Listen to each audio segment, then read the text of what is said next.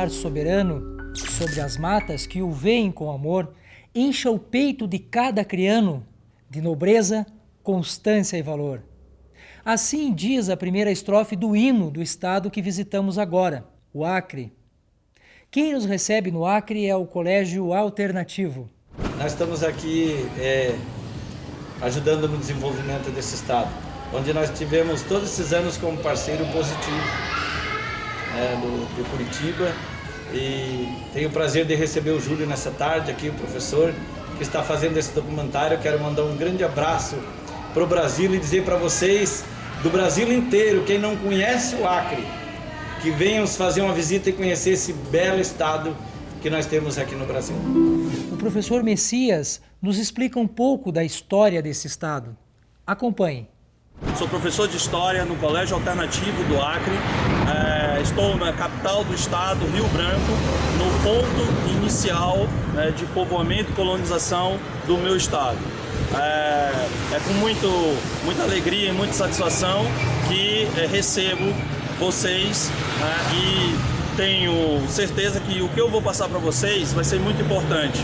A importância de manter o patrimônio público, manter as estruturas que estão arraizadas no processo de formação do que nós somos, para identificar quem somos, de onde viemos e o que podemos construir na nossa cidade, nos nossos estados e principalmente na nossa grandiosa nação, o Brasil. Nem sempre o Acre foi brasileiro. Este território oficialmente é anexado ao Brasil no início do século XX. E o professor Messias está num lugar que homenageia esta conquista. Nessa árvore, em 28 de dezembro de 1882, o cearense Neto Maia amarrou a sua embarcação e decidiu formar aqui o seringal. Chamaria-se empresa desse lado e volta da empresa do outro lado. Dava-se assim início à construção da cidade de Rio Branco. É o primeiro ponto de referência que se tem de povoamento, que depois vai ser denominado de Rio Branco, organizado pelo seringalista Neto Maia, que algumas décadas depois viria a se tornar capital do território acreano e também participou ativamente do cenário do processo da Revolução.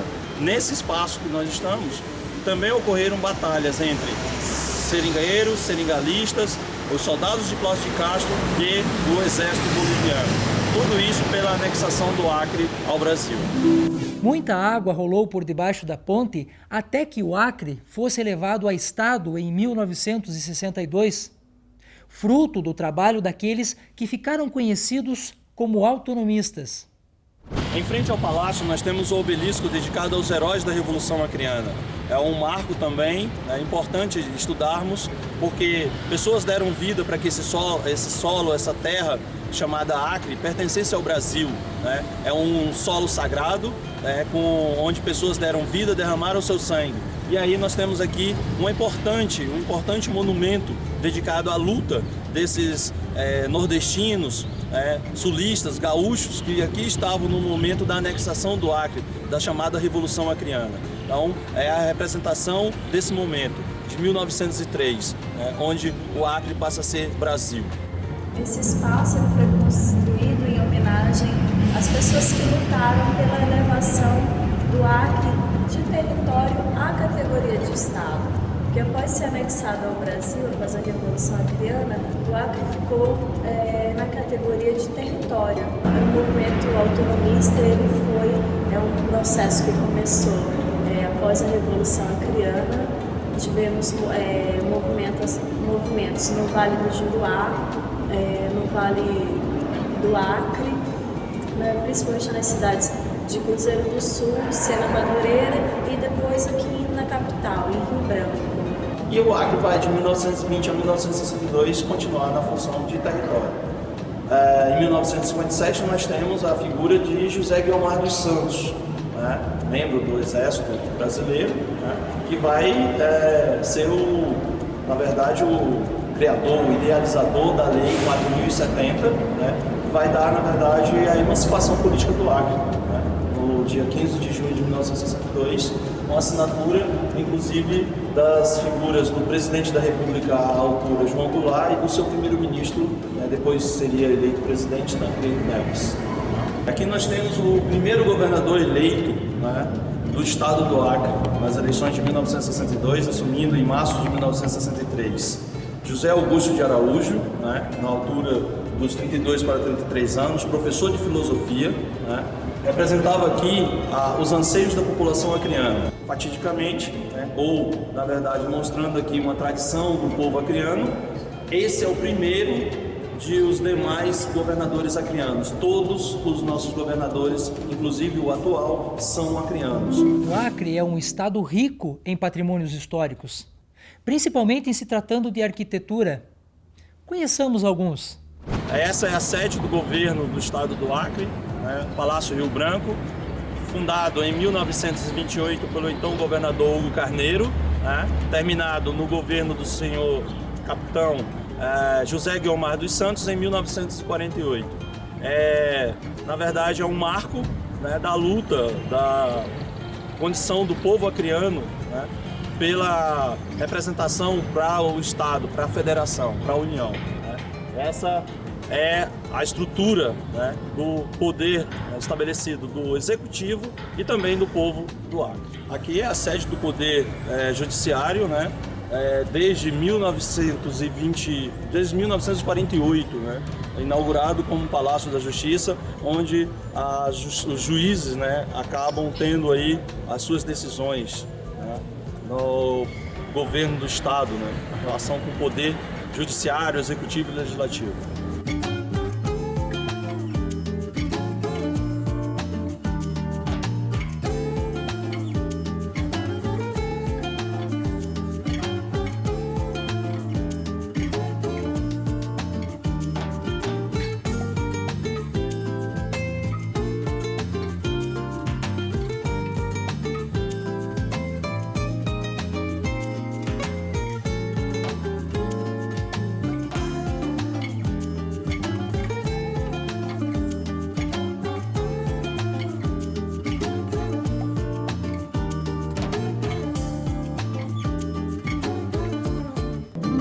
Mas como foi que o Acre se chamou Acre?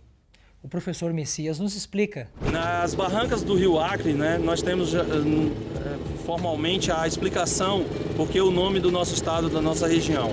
Esse rio, que se dá o nome hoje de Rio Acre, na verdade ele origina-se esse termo, porém os nativos que aqui habitavam, quando os primeiros cearenses chegam, João Gabriel de Melo Carvalho, chegou aqui e entrou em contato com os índios apurinãs. E os rios apurinãs, na verdade, denominavam de Rio Acri, rio de tocos ou rio de jacaré, porque até hoje, na verdade, quando o rio enche, acumulam-se bastantes tocos, troncos de árvores. Então, passou a se designar justamente por conta disso. Os índios usam esse termo. Só que o nordestino, cearense, João Gabriel, não entendendo muito bem o termo Acri, entendia Acri. E daí ele escreve para sua casa aviadora em Belém, pedindo uma série de mercadorias para ser aviado para cá, para o Acre, para ser designado para cá, para essa região.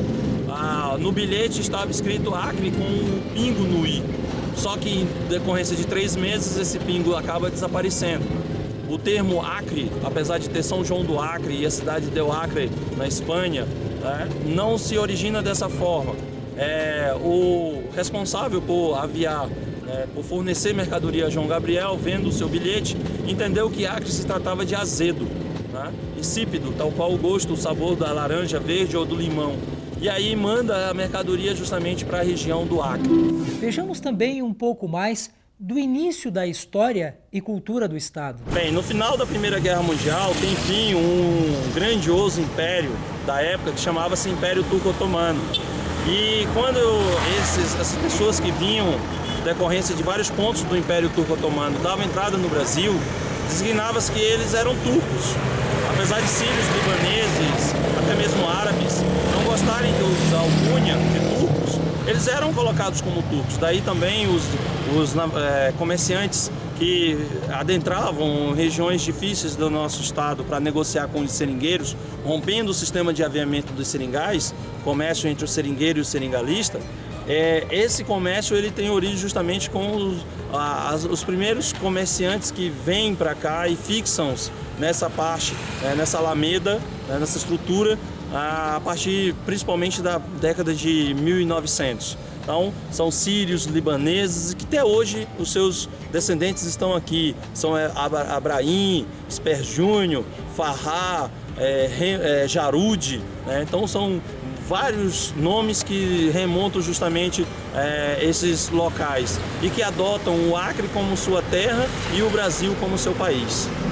E a cultura de um povo sempre é marcada por seus mitos, histórias e lendas.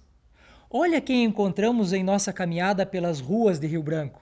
Nós temos aqui uma figura lendária, né, da época dos seringais.